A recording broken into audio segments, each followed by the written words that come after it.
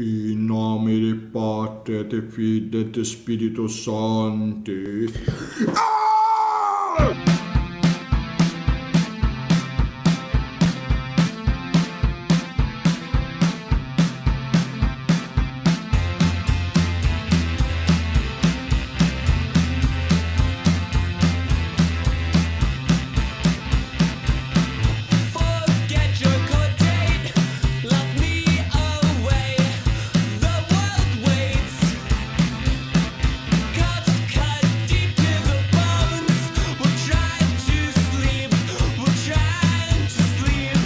E na videoaula de hoje vamos falar, atendendo a pedidos aí, sobre a Ordem dos Templários, ou mais corretamente aí, a Ordem dos Cavaleiros Pobres do Templo de Salomão.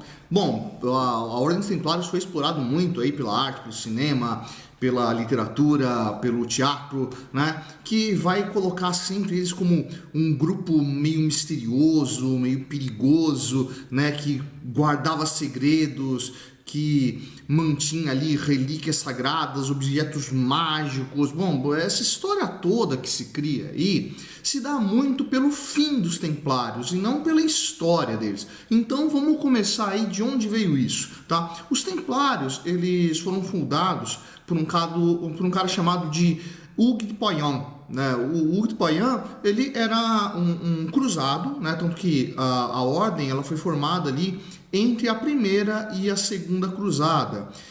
Tem um probleminha de data ali, tem historiador que registra em 1118, outros em 1119. Eu acredito ali que o mais seguro é 1119, né? Mas que fala que esse grupo que chegou ali em Jerusalém, né? E lembrando, né, se você não assistiu o vídeo sobre as cruzadas, ó, vou colocar o link lá, vai lá embaixo, procura dar uma olhada lá sobre a origem das cruzadas, como isso surgiu, né? Mas um pequeno grupo ali formado pelo Hugues de Payens e mais 8 nobres, eles resolveram que era necessário estabelecer uma missão na Terra Santa. Afinal de contas, os cavaleiros foram para a Terra Santa para reconquistar aquela terra dos infiéis, tomaram Jerusalém, e agora muito cristão que vinha lá do Ocidente pretendia e conhecer a Terra Santa e rezar nos locais onde Jesus viveu, por onde ele circulou, né? Conhecer lá onde Jesus nasceu, onde ele foi crucificado, onde ele pregou, seja lá o que fosse, né? Mas o caminho da Europa para a Terra Santa não era lá muito seguro, né? Você não tinha estradas pavimentadas com segurança o tempo todo, então corria um grande risco das pessoas irem migrando da Europa para Jerusalém e serem mortas, serem sequestradas, serem roubadas. E o que esse pequeno grupo resolveu? Falou, olha, a gente vai tomar como missão proteger qualquer pessoa que queira vir à Terra Santa, né? Então a gente vai ser um grupo de cavaleiros que vai acompanhar peregrino e vai proteger peregrino, né? Só que isso vai ser uma missão de vida, não vai ser simplesmente um trabalho para receber um pagamento em troca, não era coisa de mercenário, lembra? Eram nobres, né? E eles vão então mudar a sua condição, né? Não vai ser simplesmente um grupo de nobres cavaleiros, eles vão se tornar ali um grupo religioso e vai ser uma das primeiras das chamadas ordens religioso-militar, né? Por quê? Era mais do que uma ordem de cavalaria e era mais do que uma ordem religiosa, né? Eles eram ao mesmo tempo soldados e clérigos. Era a imagem perfeita do soldado de Cristo, aquilo que tinha se constituído lá para a formação da cruzada. Toda essa ideia aí vai estar linkando uma série de princípios que eram típicos da cavalaria medieval, né? Se você não viu o vídeo também sobre como funcionava a nobreza medieval e essa formação da cavalaria, ó, outro link para você. Vai lá, assiste esse vídeo e vamos entender o que era esse princípio da irmandade, do cara abandonar a família em prol desse grupo que tem uma missão. Uma coisa muito importante para entender a lógica do que eram os Templários e o que vai gerar o fim deles é que a Ordem dos Templários seguia um dos princípios das chamadas ordens mendicantes, que era outra coisa que estava se tornando extremamente popular dentro da sociedade europeia lá do século XII. Aliás, o século XII é um século de uma revolução cultural gigantesca. É um novo modo de pensar que vai estar muito influenciada pela sociedade nova que está surgindo ali, que é a burguesia, né? Essa sociedade urbana ligada ao comércio, que vai se desenvolver muito com as cruzadas. Isso aí merece um outro vídeo só para isso. Mas vamos lá, então um novo tipo de pensamento e vão começar a surgir as chamadas ordens mendicantes. Bom, mendicantes vem de mendicância, o ato do mendigo, né? O mendigo que não tem nada de seu, ele é um cara pobre, né? É um cara que depende da doação dos outros. E vamos lá, lembra do nome?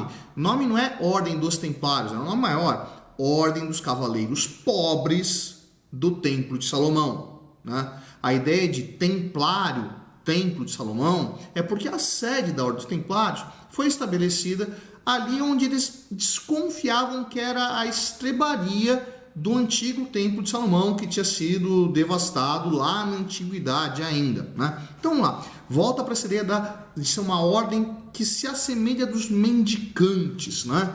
O templário ele fazia um negócio chamado de voto de pobreza. Inclusive, a regra da Ordem dos Templários não foi escrita autonomamente pelos templários. Eles tiveram um auxílio muito importante aí, que foi São Bernardo, né, que vai auxiliar eles na redação da regra da ordem, né? E o que era essa ideia de ser cavaleiro pobre? O cara não ia ter nada dele, tanto que o brasão da Ordem dos Templários era muito representativo. Como é que era esse brasão?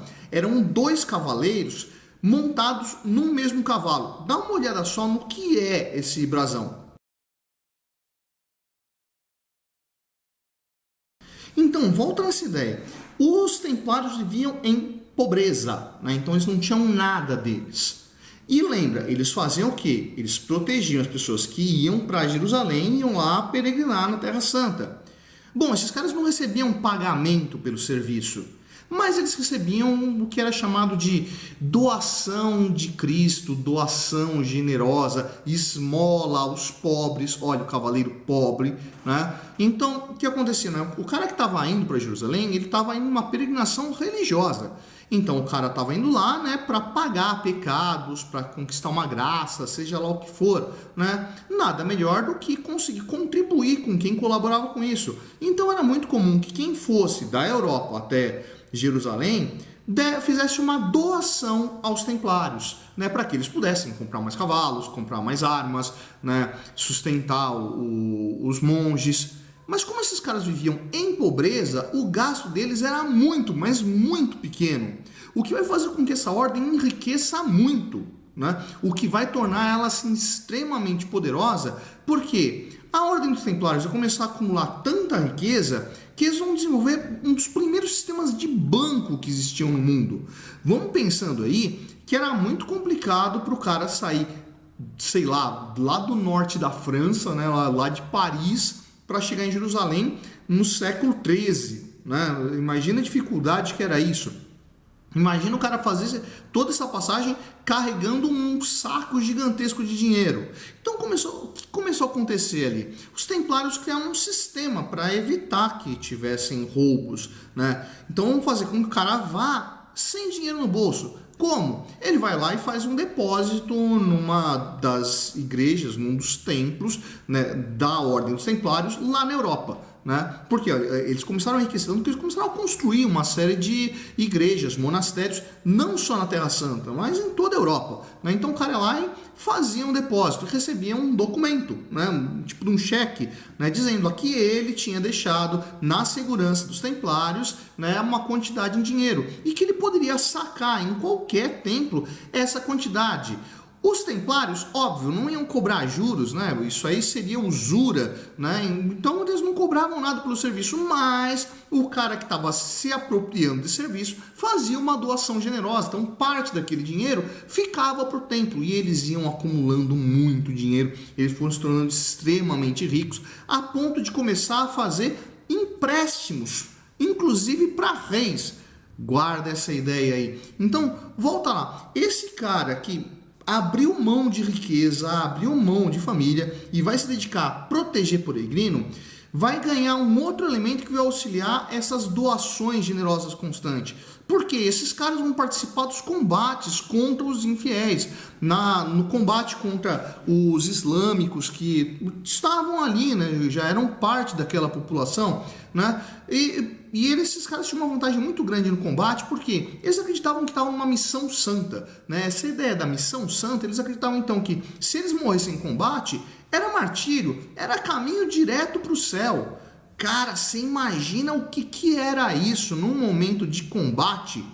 O cara não tinha nenhum medo da morte. Vamos pro combate e vamos arregaçar o que tiver na frente, porque se vencer o infiel, para a glória de Deus, né? Conseguimos impedir que infiéis, que hereges ocupassem territórios na terra que Jesus viveu, né? Se morrermos, vamos para o céu direto, somos mártires, só temos a ganhar no combate.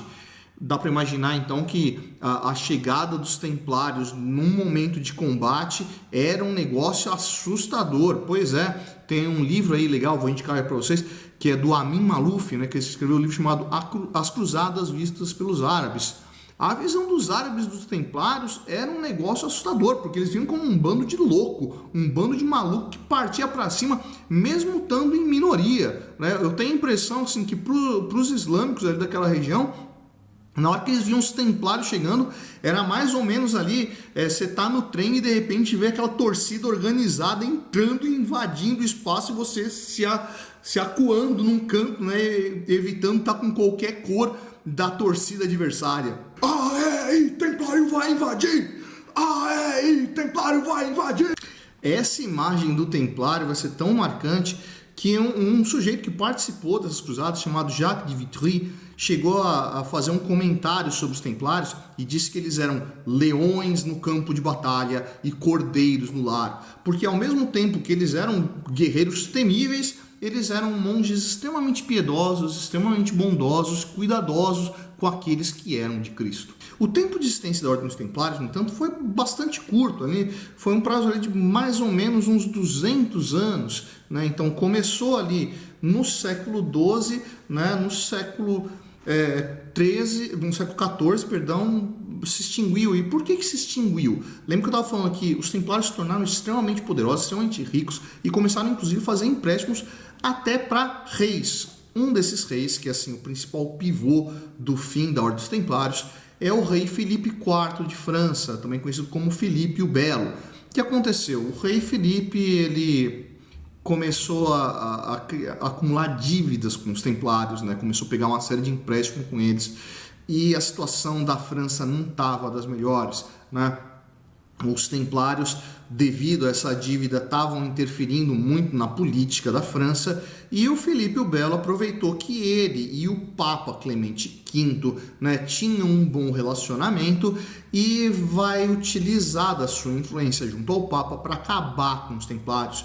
E os templários vão começar a sofrer acusações de heresia, né? Vai começar a surgir uma série de boatos ali que eles tinham relíquias malignas, né, como uma cabeça decepada, né, uma escultura de um demônio chamado Baphomet, né, para quem eles rezavam, acusações de sodomia, até aquele brasão dos templários dos dois cavaleiros sentados no mesmo cavalo vai ser usado como acusação de, olha, sodomia, né, dois homens, um encoxando o outro em cima do cavalo, né, isso é perversão, né, então vão surgir uma série de acusações e, por fim, o Filipe IV vai se dar melhor, né, a Ordem dos Templários, que acumulou uma série de inimigos ali, justamente por fazer esses empréstimos. Não tem ninguém que você odeie mais do que o cara para quem você deve dinheiro, né? Então essa série de inimigos vai levar a uma perseguição dos templários que vai acabar com essa acusação de heresia, né? O que gerou ali uma historinha bastante bizarra, que é a maldição de Jacques de Molay, né? O Jacques de Molay foi o último grão-mestre da ordem, que assim, foram presos, julgados, torturados, teve confissões forjadas, forçadas, e aí quando eles estavam para ser queimados, consta assim em lendas, o que a gente chama de exempla, né, que o Jacques de Molay teria olhado lá pro Papa Clemente, pro rei Filipe o Belo e falado lá, olha, isso que vocês estão fazendo é uma vergonha e eu convoco vocês no prazo de 1 ano a comparecer diante do tribunal de Cristo. O problema é que os dois acabaram morrendo dentro desse prazo de 1 ano, né? O que assim ampliou essa lenda e gerou a imagem de que, olha, aconteceu alguma coisa de muito errado nesse julgamento, né? Talvez a gente não devesse ter realmente perseguido os templários. Cara, isso foi tão importante que, inclusive, os templários, apesar dessa destruição da ordem, eles vão acabar sendo aceitos posteriormente na Península Ibérica, né? O perdão dos templários, inclusive, ocorreu na Catedral de Salamanca, na Espanha, né, onde esses caras foram readmitidos, mas a ordem dos templários não voltou a existir como era aí entre o século XI, entre o século XII e o século XIV. Né? Ela começou a tomar uma outra cara, teve outros nomes, e vai ter uma sobrevivência muito forte lá em Portugal e Espanha. Desconfia-se, inclusive, que essa presença dos templários tenha auxiliado que Portugal e Espanha tenham começado lá as grandes expedições marítimas, né? Porque eles tinham conhecimentos náuticos que não existiam na Europa, e acredita-se aí que os templários sobreviventes que vão chegar ali na Península Ibérica tenham trazido isso de conhecimentos de árabes. É óbvio que a Península Ibérica foi ocupada por árabes por muito tempo e que devem ter deixado muita informação, mas é possível que isso realmente tenha acontecido. E aprendeu mais essa? Curtiu o áudio de hoje? Se curtiu, vai lá embaixo, dá um curtir. Não curtiu, vai lá embaixo, dá um descurtir. Deixe sua opinião, deixe sua questão. Essa foi a Prancheta do Suetônio, eu sou o professor Fábio e você, meu nego, você deveria estar estudando.